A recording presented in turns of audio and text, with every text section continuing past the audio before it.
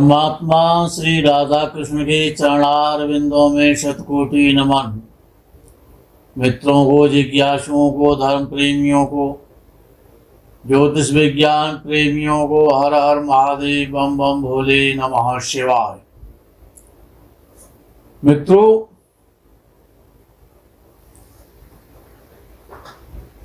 शनि ग्रह जन्म कुंडली में 5वें या 9वें भाव का स्वामी हो, त्रिकोणों का स्वामी हो, या तो 5वें का हो अथवा 9वें भाव का स्वामी हो, या लग्नेश हो, लग्न का स्वामी हो, या तो त्रिकोण का स्वामी हो या लग्न का स्वामी हो। अब न वो त्रिकोण का स्वामी है, न वो 5वें का स्वामी है, ना वो 9वें भाव का स्वामी है, ना वो लग्न का स्वामी है। तो आगे पाराशर जी कहते हैं कि तो फिर तीसरे, छठवें या 11वें भावों का स्वामी हो। अर्थात कहने का अभिप्राय ये है कि शनि या तो लग्न का स्वामी हो, या 5वें भाव का स्वामी हो, या 9वें भाव का स्वामी हो, या तीसरे भाव का हो, या 6वें भाव का हो, या 11वें भाव का हो। यानी ये 6 भाव आ गए, 2 त्रिकोण, लग्न, तीसरा, 6वां और 11वां भाव। इनका किसी का भी स्वामी हो 6 भावों में से, और 5वें, 9वें, तीसरे, 6वें और 11वें, यानी ये 5 भाव दिए पाराशर जी ने। बहुत महत्वपूर्ण सूत्र है धनी बनाने वाला शनि के द्वारा। तो शनि 5वें भाव में बैठा हो, या 9वें भाव में बैठा हो, तीसरे भाव में बैठा हो, 6वें भाव में बैठा हो, या 11वें भाव में बैठा हो, इनमें से किसी भी भाव में बैठा हो, और तो क्या करता है, साथ ही साथ और विशेषता आ जाती है कि मित्र ग्रहों से दृष्ट हो। और शनि का मित्र तो एक बुध है, विशेष रूप से एक बुध है और एक शुक्र है। इनसे शनि मित्रता रखता है। तो मित्र ग्रहों की दृष्टि हो तो जातक अपने जीवन में बहुत बड़ा धनी बनता है, ऐश्वर्य प्राप्त करता है, बहुत बड़ी प्रॉपर्टी जातक के पास होती है, भूमि, भवन, वाहन, इन सब का सुख प्राप्त होता है, देश देशांतर का भ्रमण करता है, और अपने जीवन में बहुत बड़ा धनी बनता है। अब दूसरा विषय आता है कि शनि 5वें भाव का स्वामी है, या 9वें भाव का स्वामी है, या लग्न का स्वामी है, तीसरे, 6वें या 11वें भाव का स्वामी है। 6 भावों में से किसी भी भाव का स्वामी है, 5वें, 9वें, तीसरे, 6वें और 11वें भाव में कहीं बैठा हुआ है, और अपने मित्र ग्रहों से दृष्ट हो रहा है।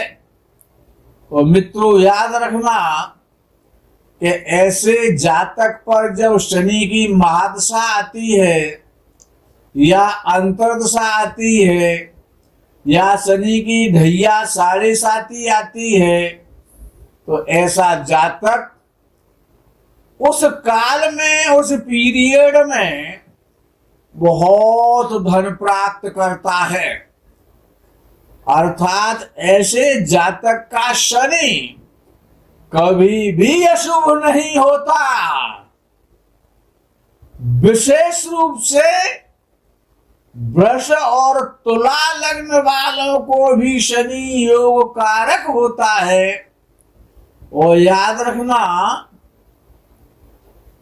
कि ये महादशा, अंतरदशा, ढैया, साढ़े साथी अगर शनि इस स्थिति में है, तीसरे, नौवें, पांचवें, छठवें और 11वें भाव में किसी भी भाव में बैठा हुआ है, तो ऐसे जातकों पर शनि की साढ़े साथी, ढैया, महादशा, अंतर्दशा जीवन का गोल्डन समय लेकर के आती हैं। हमने एक विषय पहले भी कहा है और आज उसको पुनः रिपीट करते हैं कि जब मकर लगन किसी का हो या कुंभ लगन हो, जब मकर लगन किसी का होता है तो शनि लग्नेश होता है और सूर्य अष्टम भाव का स्वामी हो जाता है, और कुंभ लगन यदि किसी जातक का होता है तो सूर्य सप्तम भाव का स्वामी हो जाता है। तो लॉजिक ये कहता है कि ऐसे जातकों को सूर्य को जल, सूर्यार्घ्य नहीं देना चाहिए, क्योंकि लग्नेश का सूर्य शत्रु है, शनि का शत्रु है। मकर कुंभ लगन वालों का सूर्य शत्रु हो जाता है, या वृष तुला लगन वालों का शनि जो योग कारक होता है, तो उनको भी भगवान भास्कर सूर्य नारायण को सूर्यार्घ्य नहीं देना चाहिए। शनि और सूर्य की जो प्रबल शत्रुता है, तो इसीलिए सूर्य को प्रसन्न करने का प्रयास शनि को रुष्ट करना है, क्रोधित करने का कारण बन जाता है। ये उचित भी है और तर्क संगत है। कुछ विद्वानों ने ऐसा कहा भी है, उनकी ऐसी मान्यता भी है, शनि को मजबूत करें यदि शनि योग कारक हो रहा है या मकर या कुंभ लगन है तो शनि को बलि बनाएं, लेकिन सूर्य को बलि ना बनाएं। अब एक विषय आता है कि जो दृष्टि है, दृष्टि का एक अपना बहुत बड़ा और ज्योतिष शास्त्र में महत्व है दृष्टि पर।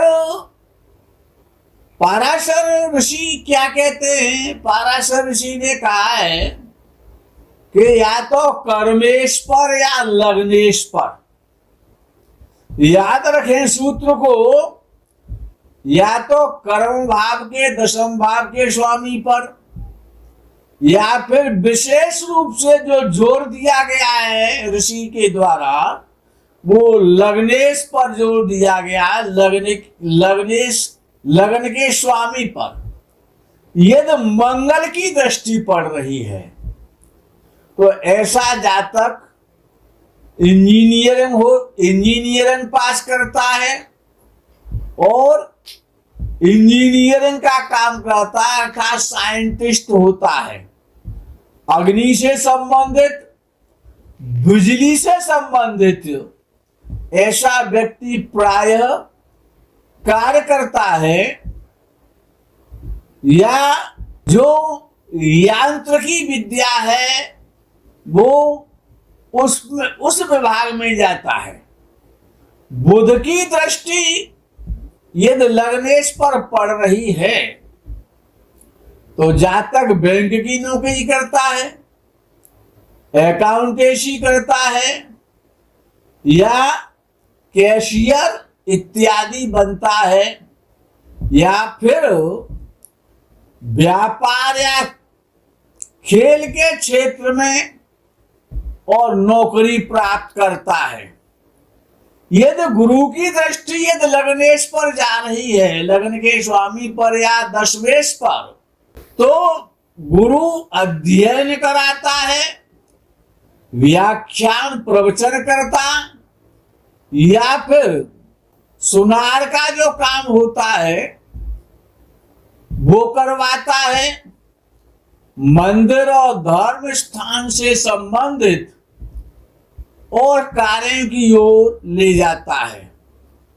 शुक्र की दृष्टि यदि लग्नेश पर या कर्मेश पर पड़ रही है तो कला के क्षेत्र में, संगीत के क्षेत्र में, सिनेमा के क्षेत्र में, मॉडलिंग के क्षेत्र में, फोटोग्राफी, इत्र, फूल, रेशमी वस्त्र, सौंदर्य प्रसाधन अर्थात कॉस्मेटिक्स या आर्टिफिशियल ज्वेलरी आदि के काम की ओर शुक्र की दृष्टि संकेत करती है। यदि चंद्र की दृष्टि लग्नेश पर या दशमेश पर पड़ रही है तो समुद्री व्यापार, एक्सपोर्ट और इंपोर्ट का व्यापार, जल से संबंधित व्यापार, जलीय व्यापार, जलयान के द्वारा व्यापार या दूध इत्यादि लिक्विड पदार्थों के द्वारा, रस के द्वारा जो व्यापार होता है वो चंद्र उसकी तरफ संकेत करता है। शनि की दृष्टि लग्नेश पर पड़े या कर्मेश पर पड़े तो ऐसी जो दृष्टि है वो नौकरी की तरफ इशारा करती है, क्योंकि शनि दास है, सेवक है, सर्वेंट है। शनि की दृष्टि लग्नेश पर या दशमेश पर या दशम भाव पर पड़ती है तो ऐसा व्यक्ति सर्विस की तरफ अग्रसर होता है और सर्विस, सेवा, नौकरी के द्वारा उच्च पद प्राप्त करके धनी बनता है। सूर्य की दृष्टि यदि पड़ रही है, लग्नेश पर पड़ रही है या दशमेश पर पड़ रही है या सूर्य दशम में बैठा हुआ है या लग्न में बैठा हुआ है तो उच्च सरकारी पद, सरकार से संबंधित जो भी कार्य है सरकारी सर्विस से लेकर के वो सूर्य की दृष्टि से ही संपादित होते हैं। राहु की दृष्टि या तो राजनीति में ले जाती है या फिर गुप्त अपराध, तस्करी इत्यादि, हवाला इत्यादि करने की तरफ इशारा करती है। द्वितीय भावस्थ ग्रह, द्वितीय भाव में बैठा हुआ ग्रह और द्वितीय सप्तम भाव में बैठा हुआ ग्रह और सप्तमेश, ये मारक होते हैं। जब इनकी दशा अंतर्दशा आती है तो जातक को प्रायः शारीरिक कष्ट प्राप्त होता है और काफी धन हानि भी हो जाती है। गुरु सामान्यतया आयु का कारक है नॉर्मल रूप से, और शनि विशेष रूप से आयु का कारक है। ऐसा नहीं है कि केवल शनि ही आयुष्य कारक है, बृहस्पति भी आयु का कारक है।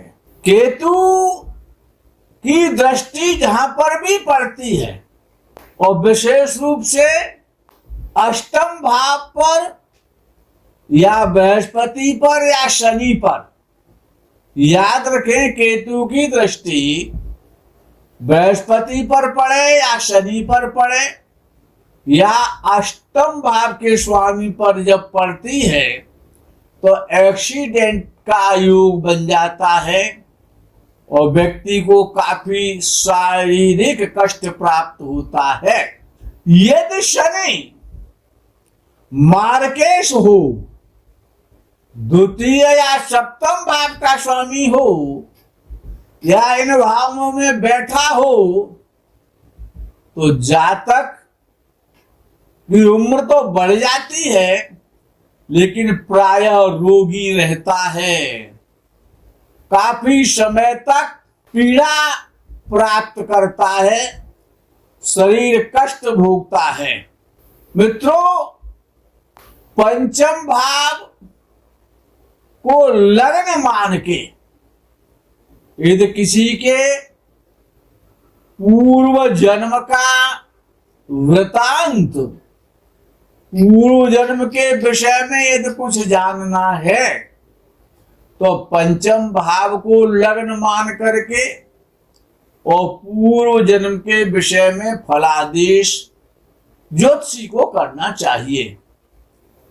और यदि आगे आने वाला जन्म कौन सा मिलेगा, शरीर त्यागने के बाद आगे का लोक कौन सा होगा, किस जातक किस योनि में जाएगा, तो 11वें भाव को लगन मान करके और भावी जन्म का फलादेश करना चाहिए।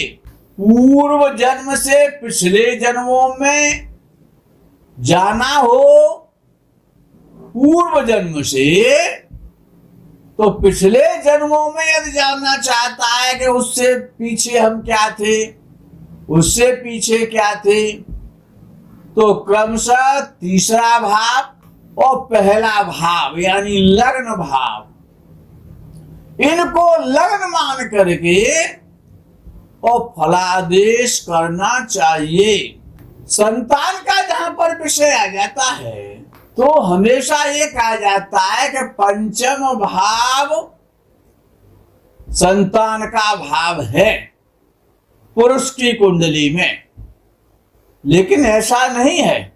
प्रथम भाव भी संतान का भाव है, सप्तम भाव दूसरी संतान का भाव है, नौवां भाव तीसरी संतान का भाव है और 11वां भाव चौथी संतान का भाव है। यदि इन भावों के मध्य में बीच में यदि केतु है तो किसी भी भाव से पहले यदि केतु आ रहा है तो संतान में उस भाव से संबंधित संतान में दूसरी में या तीसरी में या चौथी संतान पर केतु कष्टदायक हो जाता है। और प्रायः केतु का स्वभाव है खंडित करना, तोड़ देना, खत्म करना। मित्रों, लग्न कुंडली में जो ग्रह उच्च का हो, बहुत इंपॉर्टेंट सूत्र है, लग्न कुंडली में जो ग्रह उच्च राशि का हो उससे संबंधित, चाहे वो राहु हो, चाहे वो केतु हो, चाहे वो बृहस्पति हो, चाहे सूर्य हो, कोई सा भी ग्रह उच्च का हो सकता है जातक का। तो लग्न कुंडली में जो ग्रह उच्च का है उससे संबंधित जातक को किसी भी वस्तु का कभी भी दान नहीं करना चाहिए। उस उच्च के ग्रह से संबंधित, नीच ग्रह से संबंधित वस्तुओं का सदा दान करना चाहिए, लेकिन नीच ग्रह से संबंधित वस्तु का दान कभी लेना नहीं चाहिए, हमेशा देना चाहिए। यदि उच्च ग्रह से संबंधित आपने कोई सा भी दान किया किसी के कहने मात्र से, तो वो ग्रह कमजोर हो जाएगा और उसकी शुभता में, उसके फलों में न्यूनता आ जाएगी। और नीच ग्रह का यदि आप दान करते हैं या कोई ग्रह शत्रु राशि का है जब आप उसका दान करते हैं या नीच ग्रह की राशि के ग्रह का दान करते हैं, तो उस ग्रह में नीचता खत्म होती है, शुभता आती है। और शत्रु ग्रह के दान करने से और उसमें मित्रता उत्पन्न होती है, उसकी सत्वता कमजोर हो जाती है। मित्रों, आज के इस प्रकरण को यही विराम करेंगे। आगे के प्रकरण का आप इंतजार करें। तब तक के लिए हर हर महादेव, बम बम भोले, नमः शिवाय। जय गो माता की।